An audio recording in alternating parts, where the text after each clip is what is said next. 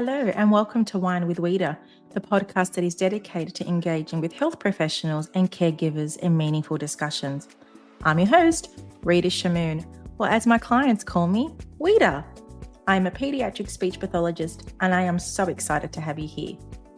Each week, we deep dive into connecting you with caregivers and healthcare professionals, sharing their insights, stories, and key takeaways to help you with your child's diagnosis and your journey. Whether you are a parent, healthcare professional, a lifetime learner, or simply a wine enthusiast, you're in the right place. So let's sit back and relax and enjoy today's episode.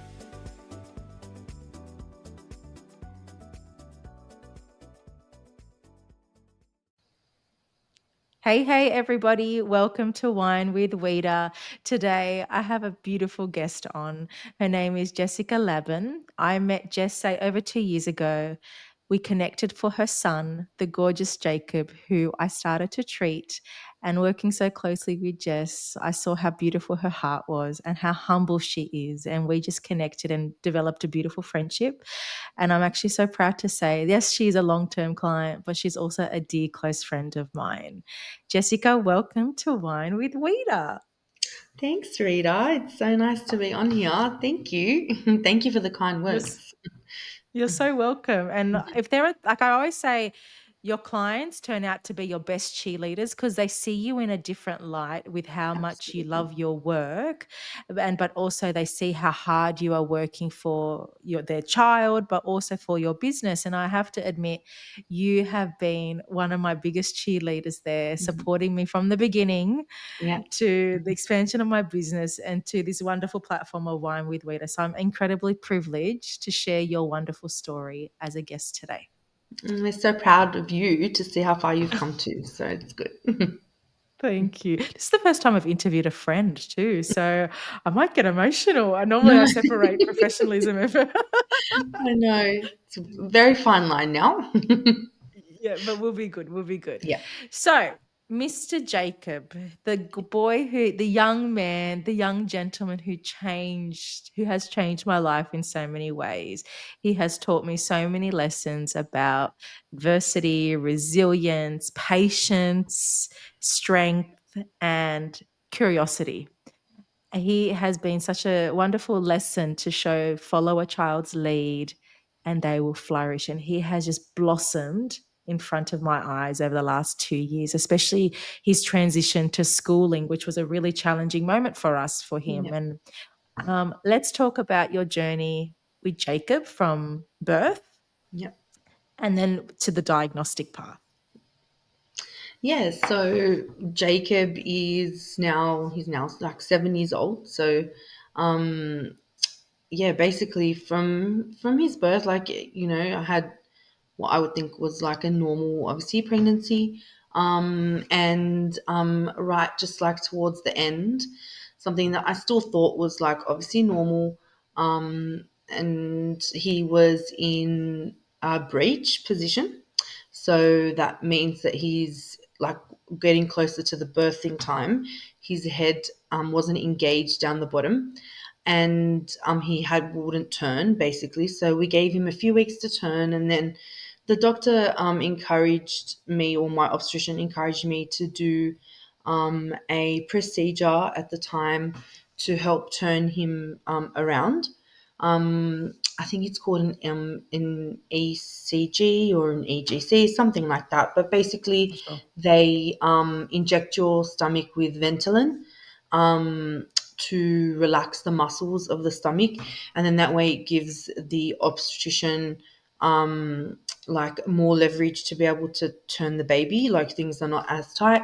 So he in that little procedure he was able to turn Jacob, and Jacob was engaged and stayed there until birth. Then complications did happen, like during birth. He was experiencing a lot of distress at the time. Um, I, was had dilated, and we all thought that pregnant, like a delivery, was going to happen real soon. But then we ended up having to have an emergency cesarean, and later found out that the reason why his heart rate was dropping so much is with every contraction. The cord was choking him because it was wrapped around his neck. And yeah, so I'm so, grateful that my doctor acted quickly, and we had an emergency cesarean. And yeah, that's pretty much his birth story. He spent like the first night in NICU, and just to monitor him. And then yeah, that's pretty much Jacob's birth story. But I guess a lot of people experience different things like at birth. So even though they weren't like exactly planned or normal, but I still thought they were things that happened to many women. But yeah, that Mm. was basically his birth story. You speak about it so casually, but to me, I see that it's quite traumatic, especially when you're describing the cord around his neck and with every contraction, it was pulling against it. Like, how did you feel in that moment? Just put up all the faith in the medical staff and do Well, what you at the can to help time, my yes. baby? Yeah, at the time, the obstetrician assumed it would be the cord. He couldn't actually, through the ultrasound, we couldn't actually see the reason why his heart rate Mm. was dropping so quickly. His assumption was probably the cord was wrapped around his neck. So it just, to be honest, it just all happened so quickly. Mm. I had already, because I thought I was having just like a normal birth, I had already had the epidural. So I had that already. So in between like leaving the theater and going to have the cesarean was like not even like 20 minutes or half an hour, because I Wow. already had everything connected up to me. They didn't need to like give me any extra anesthetic. Everything was sort of there, because yeah, we were supposed to have just like a normal birth, and it was going Yeah. okay until yeah, he was experiencing that distress. But yeah, it Was was this definitely very scary at the time. But yeah. was this during COVID or was your No, second Jacob. daughter during COVID? Okay, Yeah, Jacob. my second child was during COVID. No, Jacob was not during COVID. Okay. Yeah. So let's talk about now Jacob from a developmental perspective. Once the birth, he's home now, you're settled at home, and from Yeah. a gross motor communication milestones, how was he progressing? Yeah, so really like the first year and a half, he was hitting his milestones. He was, started walking around that age of 1 or just after. He was, saying animal sounds and things like plane or car or just like little single words. Nothing that I really like was worried about. Everything was very still age appropriate. And then probably after it was around like that 18-month mark where I definitely saw a huge regression. Um, he was almost like blank faced a lot of the time. He'd lost a lot of the language that he was able to say before. He still had like eye contact and things like that, but especially just with like myself or his dad and things like that, or like his grandparents, he would play, but it wasn't really like he wouldn't play Active like play. what I Yeah. thought other kids were doing. But at the time, like I was always very aware. Like, I don't like to compare children because Mm. it's not something that, any parent should really be doing. But there are milestones that they should be sort of like hitting. And after the 18-month mark, he was not hitting them on time. So I just, at the time, like, and his speech was probably the biggest thing. So he lost all of his speech, and that was it. Like, he was saying nothing pretty much. So Mm. that's when things started to regress, and I started to see some, things that he basically was not developing, like the things that he Mm. should have been developing at those ages, and what wasn't really. But yeah. So at that point, you've got the background in education, being a school teacher. What was going through your mind? Were you thinking, okay, do I take him to a pediatrician? Do I start speech therapy? I'm So sure it's so hard to separate your professional life from mum life. It's like, how do I do what's best for my child? So, and I'll probably like talk about this a lot later. I definitely in those first few years was very much tackling it from like as a professional rather than as a mother at the time. So I sort of did flick into that whole educator mindset. I wasn't harsh on him or myself, but I knew that he wasn't developing the way that he should be developing. I was very lucky enough in my teaching career to still have so many close friends who were teachers, but also to have come in contact with, whether it be speech therapists or psychologists or, experts in child development.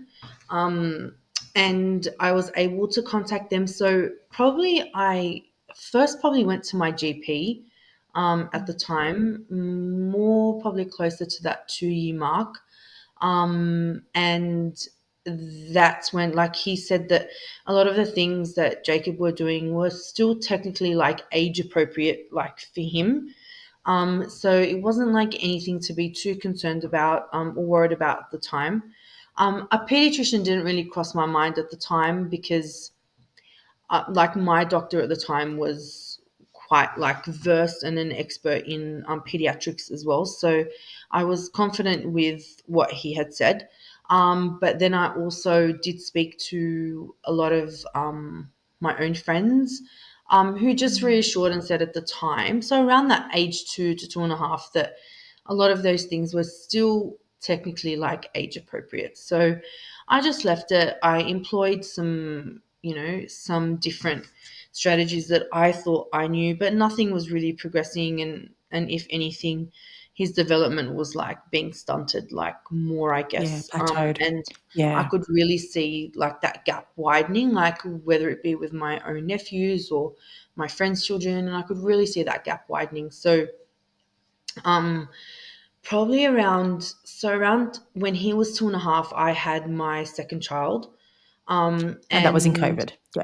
COVID, yes, I was going to say then Yeah. that was when COVID times sort of hit. So um, he also started actually around that 2.5 mark stimming. So he would, when he was really excited, if he was, so he loved to be around children but didn't engage with them, if that makes sense. So he loved Yeah. to watch his cousins play. He loved to go to the park and watch other kids play. I even had him trial like to go to a daycare. I had enrolled him to a daycare and had expressed like my concerns and said that, he has a speech delay and things like that. And they said, yep, that's fine. Please bring him in. And he was technically accepted over the phone, and we were coming to sign all the paperwork at the time. And then he wasn't accepted because he was seen to be stimming. And the center manager or the center owner at the time would only accept him if I got him diagnosed with something at the time. Can I So just interrupt you there? yeah, That's not right. of How can course they it's say not that right. to you? Yeah, and I was, And and the I fact that a literally just, center mhm, declined yeah. at seeing caring for a child, that's only 2.5 at the time, mind you, Yeah, he was only two and and a they half, won't and see still, him. yeah, and still his behaviors were still considered age appropriate. Like, even though I could see the gap widening, um, they weren't. If I had taken him to a pediatrician or to a psychologist at the time, because I had consulted a psychologist, someone who I worked Yeah. with, to test him, and she said his behaviors were not so extreme. So that means they were still age appropriate. Like, he wasn't going to test for anything, like whatever, Yeah, like yeah, no yeah. What could they behavioral or, possibly diagnose him with? yeah, Yeah. there was nothing that he could be diagnosed with at the time because he was still 2.5. He wasn't behavioral. So that was whereas if he maybe was behavioral a little bit, he could have been diagnosed with something at the time. Yeah. But because he's not behavioral, his behaviors were not extreme. He had a speech delay, and all of those things were still technically age appropriate. So no diagnosis How could did you really have cope when she been. said that to you? What a slap in the face. It was an absolute slap in the face. Being an Yeah. educator myself, I know how to approach a parent. If I Yeah. saw concerns in a child, I know exactly the right way to approach a parent. But especially, I'm a parent who knew the struggles that my son had. I wasn't Mm. oblivious to them, and I wasn't ignoring them. He had just started seeing a speech therapist at the time, and Mm. was enrolled on a waiting list for OT. So at that time, there were extremely long waiting lists for Yeah. so many like providers. It was almost Mm. impossible to get in to see anyone. So I was lucky Mm. enough that I had found a speech therapist.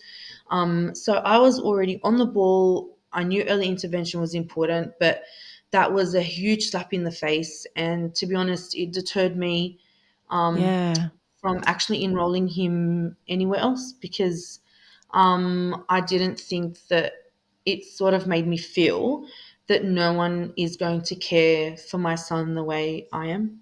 Yeah. So it meant that, so in hindsight, I think it was really a blessing in disguise, because I think having that time with my son before he went to school really helped him to flourish.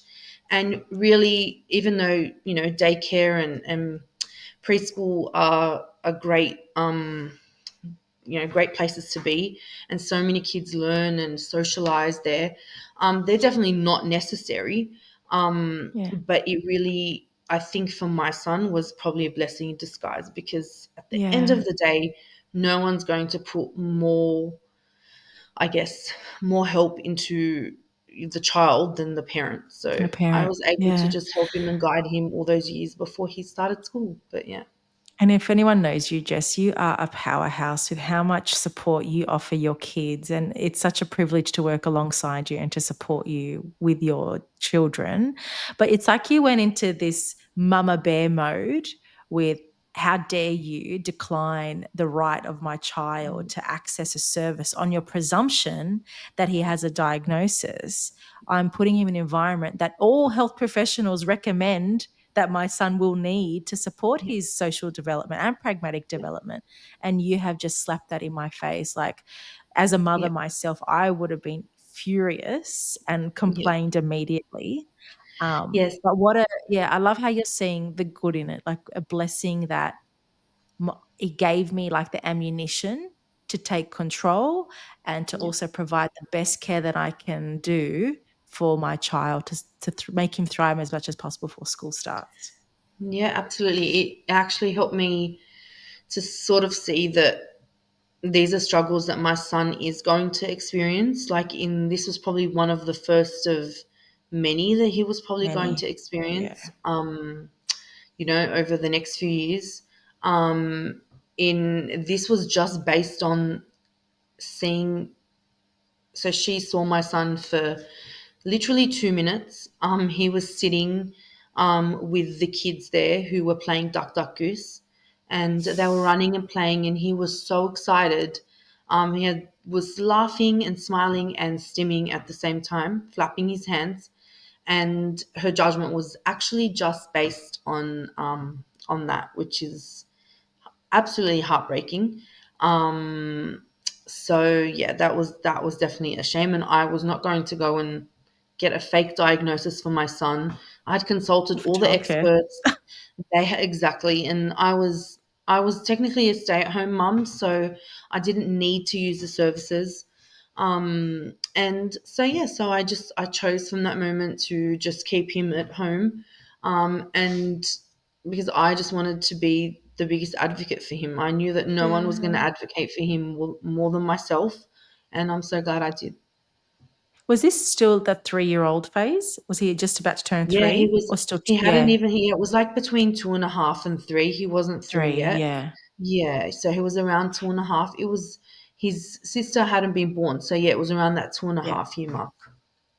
So then Yeah. you started speech on a weekly basis and then were on the waiting list for did you access For were you still on the OT, waiting list or you accessed I OT? was still, no, so I was still on the waiting list. He probably started OT around 3, like between 3 and 3.5 is when he started OT. Yeah. Yeah. So you started accessing all this early intervention and Yeah. obviously implementing the strategies yourself at home. Absolutely. Then Yes. your daughter was born. What changes did you start to notice once you implemented all the strategies for him? So I think like any parent really who needs to access these sorts of therapies knows that, like my son sees Ureta for 45 minutes a week. Yeah, If I just left it at him seeing you for 45 minutes a week and I did nothing myself, whatever you teach pointless. me or implement with him is really just going to fall on deaf ears, and it's just not going to work.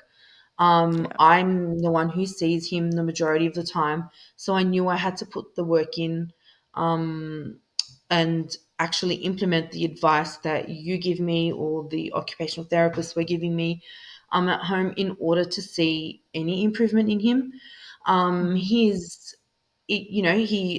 was starting to improve weekly, How? basically. So he would start to say new words. In the Mhm. beginning, it was just starting to say literally new words like nouns, like the names of Yeah. things. Mhm. Um, and then that slowly led to communicating. So in the beginning, it was maybe not so much verbal communication. It might have been gestures or like pointing, or sometimes it was like a word of some sort to try and tell me something.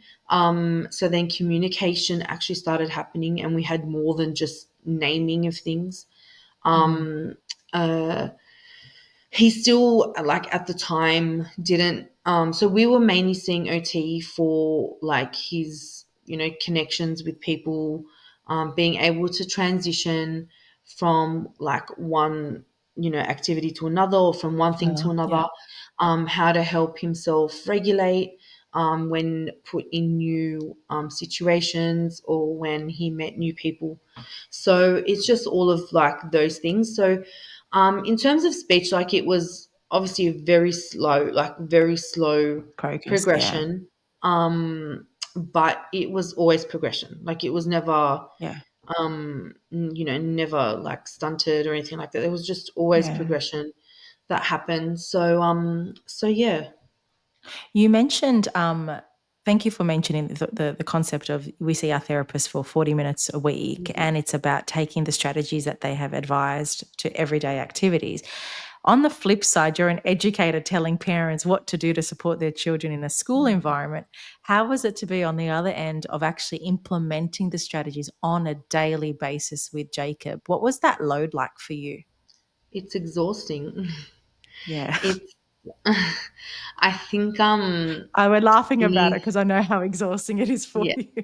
I think any special needs parent knows that any parent really, Yeah. any parent with any amount of children has an enormous like mental load. um, and then when you have a special needs child, that mental load is taken to a whole new level, for a number of different reasons. And Mm. it just meant that I would spend my day trying to make every activity, every opportunity, every conversation, like every interaction, like meaningful for him, and something that he can Mm. actually like benefit from to help him progress and develop just that like little bit more. It meant that all those milestones that seeing my sorry seeing my friends children like say I love you. um yeah, that was really hard. So yeah, that didn't happen for me till maybe he was like 5 years old. So yeah, so seeing those things, and like I said, I always try to not compare, but at the end of the day, we are around all our friends and all our family, and we see lots of children, so it was hard not to compare. So then there was like that mental load as well. Yeah. um but yeah, so Yeah. Thank you Yeah. for your vulnerability. You're That's welcome. hard. Yeah. And then I thank you so much for opening up here because Yeah. every parent that has a child with communication difficulties just crave for the Yeah. mummy, I love Absolutely. you. Mummy, can Yeah. I have a hug? Mummy, come, Yeah. let's go Yeah. play. Yeah. And it's not until you're in the moment that your child cannot do that Yeah. you do not those parents that actually do get it, but also more they don't know the impact of those words on a mother's well-being and on a parent's well-being too. Absolutely. How did how did you cope? It's so hard to not compare. Yeah. What how did you cope with it's okay, Jess, we've got this, you're doing everything that you can. Like what's pushed you through to just get through to the next phase with Jacob? I was so blessed. I have so many amazing like family and friends and such a supportive husband as well. So there's Mm, like I having that network mm, of supportive people around me was really important because like they never like they never cared for those things. They just cared for yeah. him. Mm, So that was, and whatever he was at that moment and however he was at that moment. Um, and they were always so supportive of, of me. Um, yeah. I had like, once again, special needs parents will know sometimes birthday parties or weddings or events or occasions, although they are joyful occasions, are actually occasions filled with lots of anxiety, lots of unknown, lots of difficulty, lots of tantrums and overwhelm. So a lot of my family and friends were so supportive if I couldn't come or Mm, if I had to leave early or if I only came for half an hour or if I couldn't, go to their birthday or things like that. So I was very lucky yeah. that I think having like really understanding people around you is really good. So Yeah. and You've then there really were some emphasized the who were importance of not having a yeah, community. absolutely. Yeah. Sorry, I cut Yeah, you it's off. There was it's a bit of a so lag. Yes, you said. But no, all good. then on the Yeah, I flip was saying side, yeah, yes, there is always a flip side, and that's fine because some people just don't get it. Like I never had mm, malicious people or anything, but I would have people say things like, thank God at least he can walk, or thank God at least he's alive, or thank God, he, isn't in a wheelchair, or thank things like that. And yeah, please, guys, don't ever say that to people. Um, for any reason. Like this, yeah, there really is no reason. I'm grateful. Trust me, I'm grateful. I have a son who is here with me, no matter the mm, difficulties. But it was still hard. It was still mm, really, really mm, difficult.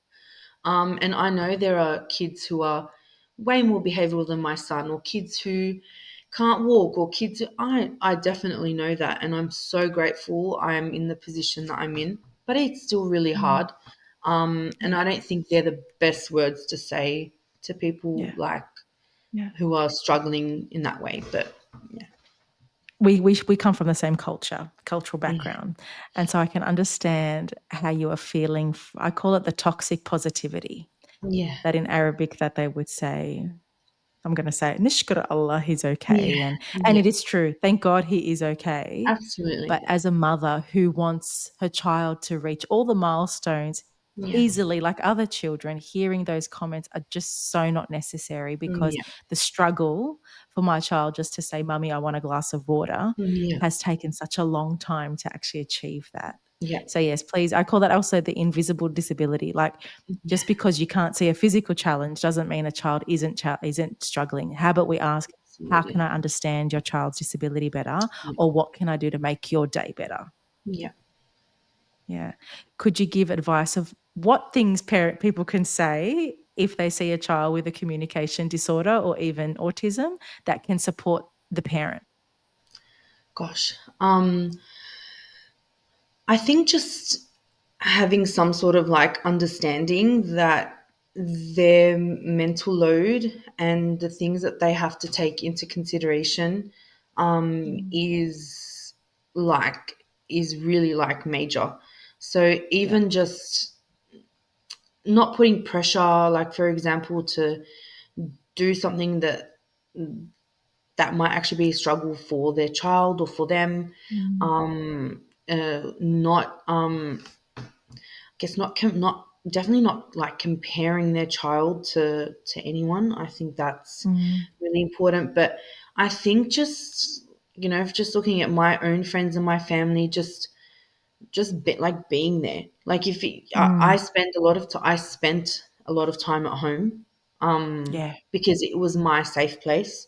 Yeah. It was Jacob's safe place as well. It's where he found the most comfort. It wouldn't, overstimulate him, and it meant that we were here a lot. But also we were stuck here because of COVID, COVID as well. So Yeah. it It's was like a good thing at the obviously, same time. yeah, exactly. So I think just having them come here and just be present, like for me, or even just like a message, just asking if I need anything or just something like that. Like I think that is like the most important, Yeah. basically. But yeah, Understanding and yeah, empathy. Yeah. absolutely, So we are going through the journey of Jacob learning new words and coming along with his communication and so forth. yeah, So at what point did you then go to the pediatrician to then say, okay, we kind of need a diagnosis now? yeah. Was it more for to actually have a title for funding purposes and for schooling, but more just so there's also a diagnostic process there? Yeah, so it wasn't for funding. So, but when I noticed, obviously, Jacob's developmental issues, at the time, access to funding was not possible because you had to have a diagnosis. And then those rules and those laws changed at some point. Yeah.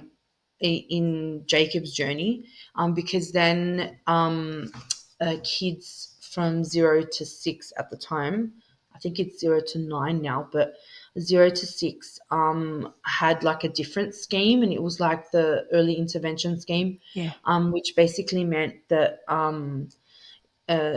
if a bunch of experts who are dealing with your child, like his therapists, like his doctors, like the psychologists or the psychiatrists or whatnot, if they deem that if they deem that he's, having developmental issues in some way, Mm. then basically you could get some funding, some NDIS funding. So I actually technically spent the first 2 years, yeah, almost 2 years of his therapy journey, funding it myself. Self, yeah. And it was, yeah, It's a lot of an money. extremely expensive journey. Yeah. But then I was grateful that I found an NDIS consultant at the time who was able to help me through the whole process. And we applied for Jacob, and I'm, so grateful that he has access to funds for his therapies. So that's a huge burden Yeah. off our shoulders, and it just meant that Jacob could continue accessing those two therapies that he really needed. Yeah. And then For any parent going through the NDIS process, their son very similar to Jacob or their child very similar to Jacob with the regression of communication and really not communicating a lot with words, what advice would you give them for NDIS and the application just to not speed it up, but to escalate the application? I would I would absolutely get access to an NDIS consultant who Mm. actually talks you through like the whole process. So I Yeah. had to get all the information together, and my wonderful so the organization that I went through is called I think it's called Each, Yeah, each, yeah. EACH. Every section, there's lots of Yeah, there's every it and depends which every area area you're has within. their Yeah. own, yeah. Every area has their own sort of organization. It's actually like a government, they're Yeah. government funded organizations. And my lovely coordinator, her name is Nicolina, and she helped me through the whole process. Like, she, gave me a list of things that I needed to get. So that meant a, speech therapy report, an OT report, a GP report, a psychologist report, like a whole bunch of things that we needed to get to put together. Mm, I had numerous interviews with her, and then she essentially puts the application together for you. She mm, consults with the NDIS, and you actually meet together over the. Well, at the time it was over the phone because it was COVID. I'm not sure if that. I assume it's still over the mm. phone, but I'm yeah, assuming and so, and, yeah. and yeah, and it just meant, like, I know a lot of parents are scared of that whole process, but and I was as well, which Why? Why did you fear it? Was it just the because it's acceptance of the yeah, challenges? no, I think it was just an over when you actually go about doing it yourself, because you can apply Mm, yourself as well. If you look into it yourself, it is quite overwhelming. It's a very mm, overwhelming process, a lot of things to understand. And having her there guide me through, explain everything, explain how my funds will work, explain the different ways, self-managed or, NDIS provider or whatnot. Like, having her there and explain everything for me, and still check in till this day, has mm. been like really helpful. So I just recommend everyone get Yeah. access to like an NDIS like coordinator, that they're able to, and then that person can actually guide them through the whole process. Yeah, yeah. Thank you for that. I guess many parents are just so lost with all that Yeah, documentation and yeah, jargon that they it's a don't lot. understand. Even the It's concept a of lot. ECEI. I'm like, they don't even Yeah, know. Like, it's hard to even understand that acronym, yeah, and it's about yeah, just having someone to guide you through it yeah. as you navigate the Yes, mental load, as you yeah, navigate all the implementations that you have to carry out, absolutely. as well as the acceptance of your child's Yeah, difficulties. You not long ago, Jess, you said something so beautiful to me that you had to somewhat grieve the idea that you had for Jacob's childhood because you didn't anticipate the challenges that he would face. Every parent goes through that grief process. Firstly, do you feel comfortable talking about that in a little bit more detail? yeah, absolutely. And and how did you come to terms with dealing with that? So, like I mentioned earlier, I think the first really couple of years of his development, I was very much in that, like, teacher mindset, the Mm. educator mindset, the let's just get things done mindset. Did that And work in your favor? well, I think at the time it did, because Mm. it just helped me get things done for him. But Without the emotional attachment to it. yeah, but what it meant Yeah, is I suppressed everything inside myself, in order to help him, basically. yeah, So I was just very clinical about everything, if that yeah. makes sense. So Yeah, yeah, yeah, yeah. everything was just Task very driven. clinical. Yeah, exactly. That's just how it was. What do I need to do just to get him, to the next phase? And that was it.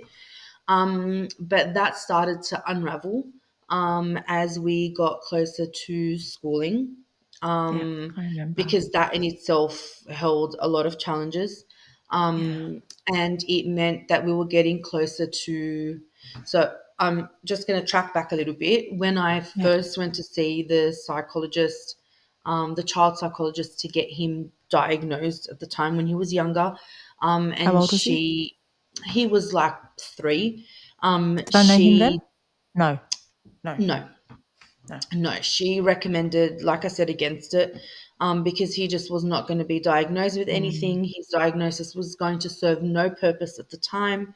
I was already doing speech, already doing OT, already, like, sort of, he accessed all the early intervention stuff we needed. And she said the benefit will come when he goes to school, yeah, because it means he'll be able to access all of the support that he needs to get him through schooling. So she said, come back and see me or a pediatrician the year before he starts school. So he was starting school last year, so 2024. 4. So Yeah. the beginning of 2023 was when things probably slowly started to unravel. Um, and for myself emotionally, going through the whole schooling process, I didn't know where I was going to send him, what I was going to Yeah. do. Being a teacher, I knew 100% that a mainstream classroom was not the right environment for him to learn. My goals for him going to school were for him to foster a love of learning, was for him to make friends, and to have fun. That was literally what I wanted from schooling for him. Mm. So I knew mainstream was not the right answer. So I had to Mm. start looking into what else was available. But yeah, so as we got into that, it meant that I had to get a diagnosis. So I went back to my wonderful child psychologist at the time, and she said the best thing to do would be to go to a pediatrician, because she couldn't, using the testing that she had, she couldn't diagnose him. And that he was probably going to be, even though I knew what he was probably going to be diagnosed with, sometimes hearing the words from someone else definitely just makes it even more real. Yeah. For so long, I knew that he would be diagnosed with autism, but having that conversation with her, I think, started to really like unravel things for myself. And then she recommended a pediatrician that I could go to. And I went and saw the pediatrician, and then through a number of tests with the pediatrician and testing through the psychologist that the pediatrician had at his clinic, Jacob was diagnosed with autism. And after, even though I knew what the diagnosis was going to be, I knew what my son had, I knew the struggles my son had, I knew the hope that was coming as well. But I think hearing those words, yeah, it definitely broke me. Yeah. It meant, and then for, like I've mentioned, during my clinical thinking years, where I tried to just focus on him, I didn't really think too much about it. But then everything just started like coming to light. Yeah. And you realize that things like,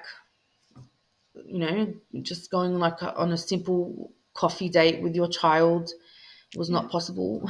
Like my son doesn't even drink baby chinos. He just wouldn't even drink anything other than water. Yeah. Going on a holiday was going to someone's house was almost impossible at the time, let alone going on something like a holiday. When I was pregnant with Jacob, I had all these thoughts and dreams of, I can't wait to put my son in gymnastics, and Yeah. I can't wait to go to, story time at the library, and I can't wait to do this with my friends, and for us to go on coffee dates together and have everyone together. It's just, I think all parents have these plans, these amazing plans for their kids. And then when you can't do them and you start to even think of the future, and what that future might be for your child, yeah, it became extremely, extremely disheartening and extremely difficult. But yeah, Did you I spent continue like to a long suppress the time being really, emotions,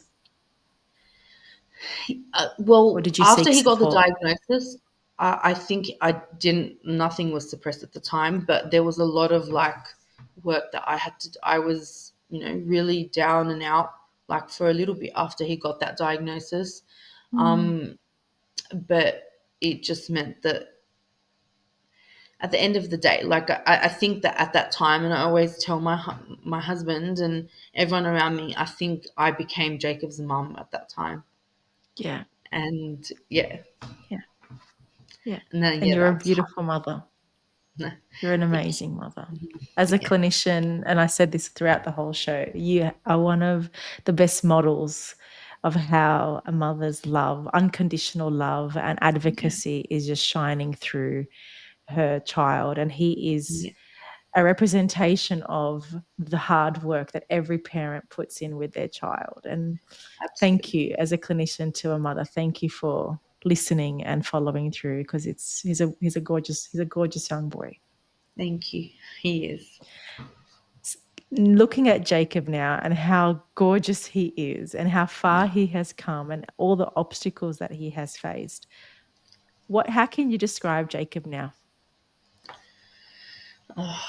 Jacob is just the most joyous and like kind-hearted and and free-spirited child. He just loves to be around his friends and his family. He has just absolutely like flourished. Yeah. His language has come so far. He is just such a joy to really be around, Yeah. because He he tolerates really is Olivia. joy. Yeah. So Yeah. Olivia is Jess's daughter, who's like Yeah. a pocket rocket. Yes, completely. I They are adore so her. She's like the other way. yeah. They're so different, but they have that real love and hate relationship that I think every sibling that all siblings have, which is Yeah. so good to see. Um but yeah, he's just really come out of his shell, and it's been so amazing to just see him like really, really flourish and just show his interests and the things that he wants to do and the things that he doesn't. And yeah, I'm so proud of how far he's come. And are you proud of yourself? I am proud of myself. Yeah, it took a long time um to see like what I did and the impact I had in his life. I'm so glad that I pushed and I advocated for him every step of the way, whether that be with, therapists or clinicians or school, and even just trying to give myself the strength to like advocate for him and to push myself to want to know more, in Yeah. order to help him and to not accept no, Yeah. because I knew that my son was more than that. So, and Yeah. I wanted to know more. So, Yeah, yeah, yeah, so true. If a mother's or if a parent's going through the challenges now of being rejected from childcare, accessing all this intervention, putting yeah. all the load internally, pushing it all their needs to the side, what would you tell them? I'm still probably not the best person to ask about pushing their Why? needs to the side, about pushing their needs to the side. Okay. So Yeah. I Yeah. still push my needs to the side, which is something that I'm definitely working on and that I Mm, acknowledge. However, I think that we all have a gut feeling, and I think all mums and dads should really follow like their gut instinct when it comes to things. Um, I'm someone who, for, even before Jacob, I'm someone who really likes to question like a lot of things. I just want not only questions, it's just I want like an answer as to why something is happening. yeah. And when I wasn't getting answers as to why Jacob wasn't happening, or why things for Jacob weren't happening, Yeah. and I was told to just accept it and was told that, it's just whatnot, like his genetics, and that there's nothing we could actually do. We just have to accept it. It just didn't sit right with me. Mm, And I knew that there was always more that I could do to help my son. I wasn't in the business of wanting to cure my son. mm, I was just wanting to give him the best life that he mm. could possibly like live. I'm Yeah. not.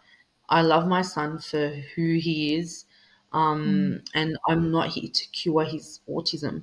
but I'm here Mm, to be able to give him and to guide him along a fruitful path where he's able to communicate more, or where he's mm, able to play with his friends more, or where he's, able to try more foods or things like that. mm. I wanted to Yeah, push those boundaries, and that was really yeah. important to me. I didn't want to just sit there and just let it be. Yeah. What you did there, Jess, you just empowered yourself with accessing lots of evidence-based practice and education, and Yeah, that you weren't so skewed with just only speech and OT. It was yeah, like, okay, I'm looking at this at a holistic mindset. What other absolutely. interventions can I implement? For example, Cairo, which has really helped his nervous system. And then another aspect, let's look at trialing different foods. Will that Yeah, support him too? And that's the wonder of the intervention journey. yeah, And that when you have that drive, and like what you said, you follow your gut, just don't accept the word, this is it, and that's how we have to accept it. yeah, It's okay, well, this is my child's life. I have to absolutely. advocate for him for the rest of my life. So I want to empower myself as a caregiver or a parent to know what best services I can do within my own capacity to create the best life for my child. And every parent wants that. Every parent wants that. Absolutely. Absolutely. Yeah. And like, I just don't think, like, I just wanted to understand what my Yeah. son was going through, basically. Like, Yeah. I didn't know what he was going through. And I wanted to Mm. actually understand what he was going through, and that in itself, like, understanding autism in itself was took me on a journey. So And complex. Yeah. it's been like a wonderful journey. And it's so good to now, like, for years now, my husband and I spend most of our evenings either watching some sort of video or reading some sort of, journal article, or about basically just doing what we can to help our Yeah. son, to strengthen him and to make him healthy. But yeah. Yeah. You just simply said it. Like, you're advocating to the best of your capacity, Yeah, not only from like for absolutely. his voice, but to Yeah, give him the best future ever. So as a yeah, clinician, to you, Jess, and to your husband, thank you for your continuous advocacy and informing yourself with right evidence practice. Because I'm learning too with you as well. So yeah, it's nice to hear. So thank you. yeah. Thank you. Mhm. Jess, you have been so vulnerable, so raw, and so absolutely beautiful to talk to tonight. I actually just discovered more about your journey because you cheeky, cheeky, cheeky never told me about the Yeah. preschool incident. I wish I knew Yes. about that. I don't know. Um, Yeah. but we'll talk more later. Yes. But from the bottom of my heart to you, I really appreciate this chat tonight. And without a doubt, your words would help many families going through their child's initial diagnosis and their journey, but also inspire them not to just take, we accept it as it is, or no as an answer, but just support them to ask the questions, but why or how, when Yeah, they are meeting a health professional, because they deserve the right to know more as well. absolutely. And their child deserves it as well. Like, Yeah, it 100%. deserves the best life. They deserve to live the absolute best life they can. So thank you so much for having me on. Absolutely. And if there's No. any parents that ever want to contact me through you or need anything, but I'm more than happy to answer anything. Yeah. I will leave Jessica's Instagram handle on the show notes, so feel free to contact her that way. She is a darling, and I'm without a doubt she'll get back to you. So Yeah. please reach out if you need to. Maybe, Jess, you need to start your own autism support network for parents too. Oh, trust me, this whole process of going through my son, I think once my daughter's at school, the ideas that I have because of the lack of resources we have here, Yeah. I just can't wait to just be able Well, to I'll help be little there. children. Now, look at that. Look at that, how the manifestation was. I'm going to be your cheerleader now. Yes, you will be. For this. I will be. I'll be there with Yes, my pom poms I know screaming out you your will. name Yeah, because I'll be yeah, supporting you and because I know yes, your intention is just to help. So yeah, without a doubt, it's going to be amazing. Now, yes. Jess, before we finish up, I ask all my guests this question. If you were to be a better version of yourself tomorrow, Jess, what word would you apply to yourself today? Health. Health. Beautiful. You're the first Yes, person to say that. Good yes, job. yeah. Why? Because I think that, and especially for myself, I think that, well, really, without your health, you just can't do anything. And Yeah. that's been the biggest journey I've been on the last year, Yeah. focusing on that. And it has meant that, myself and my son are flourishing like, even better. So I feel like focusing on that has Yeah. really been important. Yeah. You have to look after yourself to look after the whole family. Absolutely. Yeah. Yeah. Yeah. Putting yourself first, you're not selfish. You're No. actually doing something better for everybody else. So Yeah. please, any parent, Absolutely. there's nothing wrong with you looking after yourself. Again, Absolutely. Jess, thank you so much. And for everyone else, another beautiful episode of Wine with Wita will be available next week. And so take care, everyone, and speak to you soon. Bye.